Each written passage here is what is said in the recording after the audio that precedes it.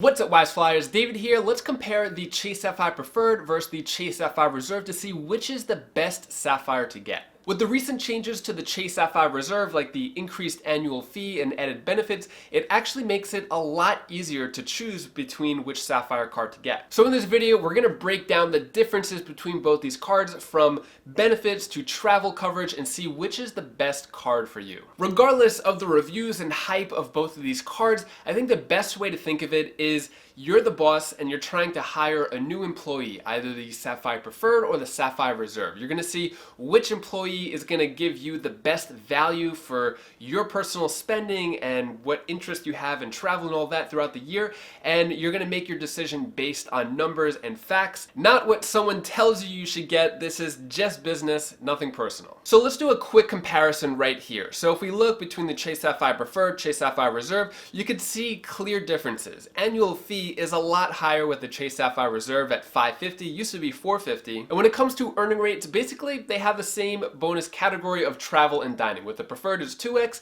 With the Reserve, it's 3x. Now, I know it's an extra point per dollar with the Reserve, but it also depends on how much money you're going to spend in these categories per year to see if it's actually worth it. I'll do a calculation later on in the video to see what numbers make sense for you. With the higher sign-up offer of the Preferred, you're going to get an extra $10,000 for the same amount of minimum spending of $4,000 in 3 months. Only difference is through the portal, the Sapphire Preferred is going to be 1.25 cents, with the Reserve 1.5 cents per point. Now, if we were to take both those bonuses, they're both equal to $750 when you use these points through the portal. And later on in the video, I'll go over the best redemption options for the amount of points you're going to get from either one of these sign-up offers, between cash back, gift cards, portal, transfer partners. I'll go over all that. And when it comes to credits, the Preferred basically has no credits to offer, but the Chase Sapphire Reserve has quite a few to help you knock down that annual fee. TSA PreCheck costs $85, Global Entry costs $100. Main difference here, TSA PreCheck is just domestic. You're going to be able to cut the security line there on the TSA PreCheck line,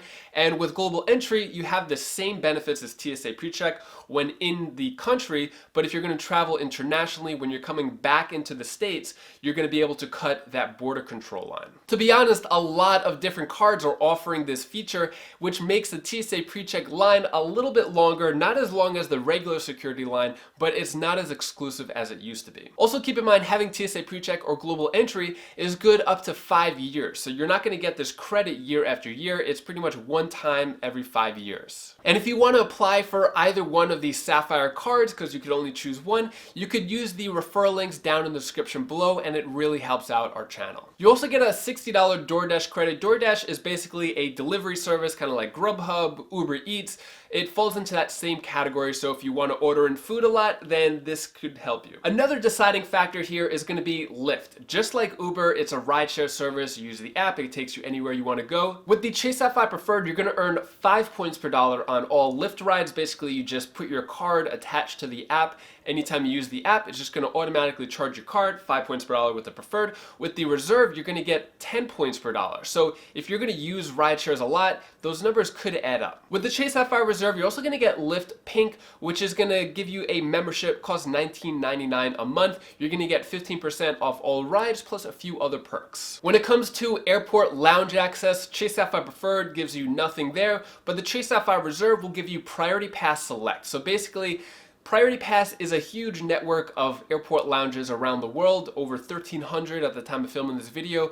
And if there are no lounges at the airport you're going to within the United States usually, you could actually get a $27 credit at certain participating restaurants. And you're allowed to have one free guest. So that could be $54 in free food at restaurants if there's no lounge present. Now, this isn't for all airports, and it's a little harder to use Priority Pass within the United States. So if you plan on just traveling domestically, then Priority Pass may not benefit you as much. So Priority Pass could save you a lot of money when it comes to food, drinks, and just a quiet place to get free Wi-Fi. So with my experience of using the lounge access with Priority Pass, I could take showers, there's little sleeping booths, as much free food as I could eat, Wi-Fi. My daughter is comfortable because they have nice chairs and like little rooms for kids and stuff. So it's a really good experience whenever you have lounge access at airports. And if you're wondering if I have one of these cards, I used to have the Chase Sapphire Preferred many years ago.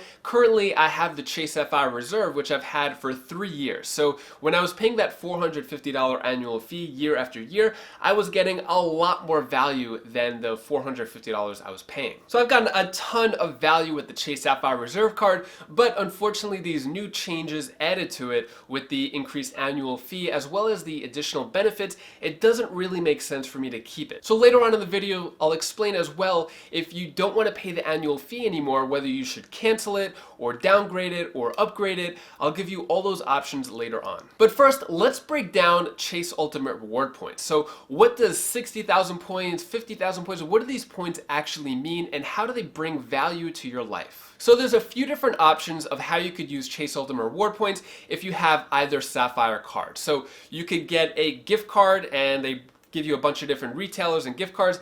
I don't think that's a good option. You could just get straight cash back so that 60,000 points or 50,000 points, they're gonna equal 1 cent per point. So 60,000 points is gonna give you $600 in your wallet, or 50,000 points, $500 in your wallet if you just want to pay off your bills. But even at a 1 cent per point, I still don't think that's a good deal. A better option, but not the best, is going to be using your points through the travel portal. So with the Chase Sapphire Preferred, 1.25 cents per point, you're going to turn those 60,000 points into $750 in value. You could use this for flights, for hotels. There's no blackout date, so if you just want something simple and get a discount off of whatever price it is that you'll see on anywhere else, you go through the portal, you find what flight, what hotel you want, and you just use your points there. With the Chase Sapphire Reserve card, there's a lot of hype saying you're going to get 50% more value by using your points through the travel portal. So 50,000 points is going to equal $750, an extra $250 in value that you're going to get compared to if you were to just cash it out at 1 cent per point. Now, I'm going to be honest, I've earned hundreds of thousands of Chase Ultimate Reward Points through the years, and with the 3 years that I've had the Chase Sapphire Reserve card, I've only used the portal one time. So it was just a flight going to the Bahamas with my wife and daughters, and we decided, or I decided to just see what it was like to actually try out the portal. So I used 10,000 Chase Ultimate Reward Points towards this flight, which gave me $150. So I got an extra $50 in value. I didn't have to do it, but I figured since I had this feature on this card, I might as well try it at least one time. But what does an extra 0.25 cents per point mean to you paying hundreds of dollars more in an annual fee? Are you really going to get that value back by an extra 0.25 cents per point? Let's do some math and I'll help you figure that out. Now, when it comes to earning points with the Chase Sapphire Reserve and Preferred, ideally, you never want to use this card for anything else besides travel and dining, because if you're going to use this card at the grocery store or to pump gas, you're only going to get 1 point per dollar. But if you're trying to complete that minimum spending of $4,000 in 3 months, use it for everything. Use it for gas, use it at the dollar store, Walmart, it doesn't matter. But after you complete that minimum spending, you just want to use this card for those categories. So let's say you spend $1,000 in travel and dining per month, so $1,000 a month times 12, that's $12,000 for the year. Let's see how these numbers compare. With the Chase Sapphire Reserve card, you're going to earn 36,000 Chase Ultimate Reward Points, Chase Sapphire Preferred,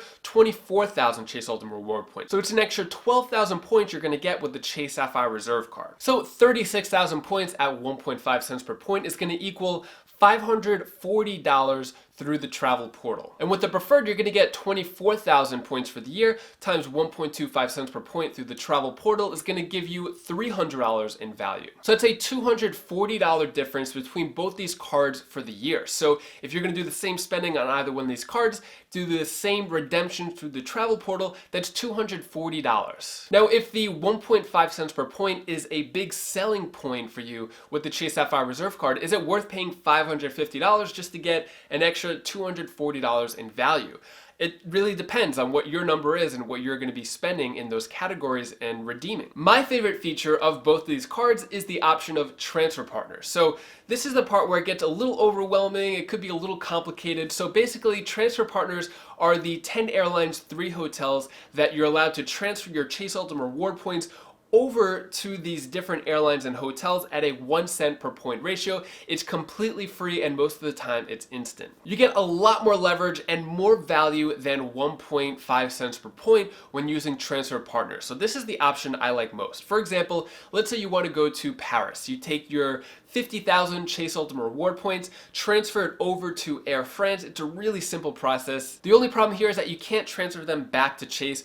All transfers are final, so you want to make sure there's availability first. So you transfer those 50,000 points over to Air France, and now you have 50,000 flying blue miles, which is the currency of Air France, in your account. It'll cost you 50,000 flying blue miles from anywhere in the US over to Paris. So tickets could cost as much as $1,000 if you were to pay cash, but with your miles, you're able to get it for 50,000 and sometimes even as low as 45,000, 30,000 I've seen with some deals. So you're able to get a lot more value by transferring over to Air France compared to through the portal. Another example is if you want to go to South America, you transfer 20,000 Chase Ultimate Reward points over to United, and you could get a one-way to Lima, Peru. And if you want to get fancy and get one of those business class flights where you get to lie down flat, you could transfer 46,000 Chase points over to Iberia Plus, and you could get a flight from New York to Casablanca, Morocco in business class. But one of my favorite ways of using Chase Ultimate Reward points, and pretty much the only way I've been using it over the past few years,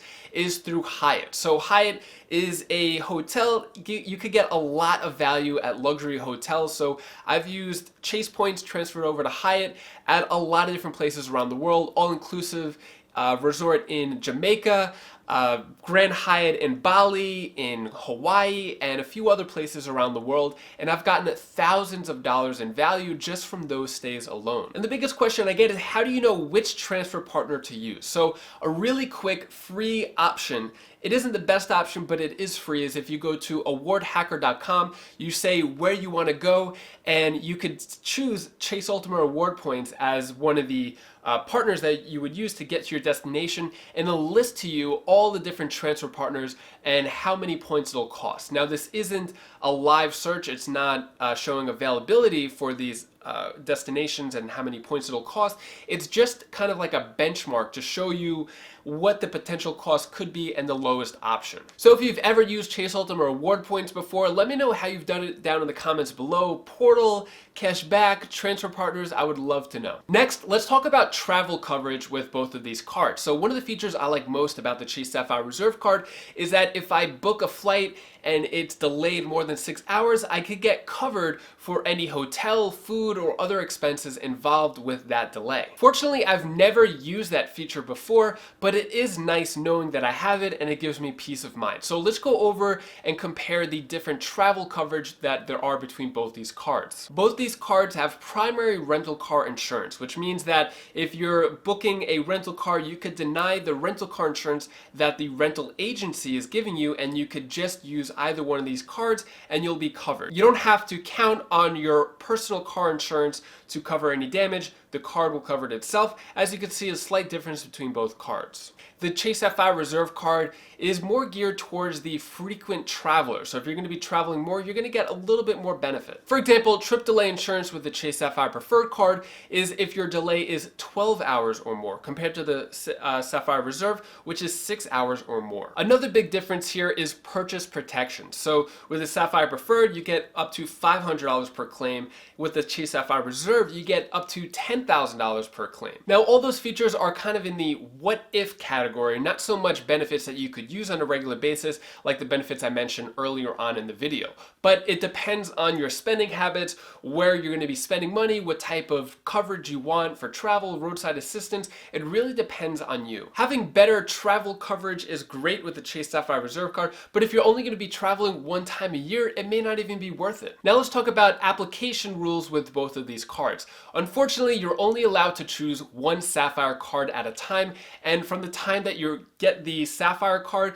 you have to wait 48 months before you could get another Sapphire card. So if you decide to cancel or downgrade or do whatever with the Sapphire card, you're gonna have to wait 4 years before you could get it again or a different version. So remember when I said you have to choose either one of these employees? You better make the right decision because you may be stuck with either one of these for 4 years. Now, fortunately, you could change your card. So for example, a big strategy here is if you get the Chase Sapphire Preferred card and you get that 60,000 point sign-up offer, which is great, it's a little higher than the Reserve, but then you realize that you want more benefits. You want lounge access, you want the DoorDash benefits, like the $60 credit there, you're gonna use Lyft more, and you feel like the Chase Sapphire Reserve card is a better fit for you. You could upgrade to the Chase Sapphire Reserve card. It's completely free, it doesn't cost anything. Or if you decide after the first year of the Preferred, you're not using enough of the benefits, it's not worth paying that $95 annual fee, you could downgrade it to a Chase Freedom card, Chase Freedom Unlimited.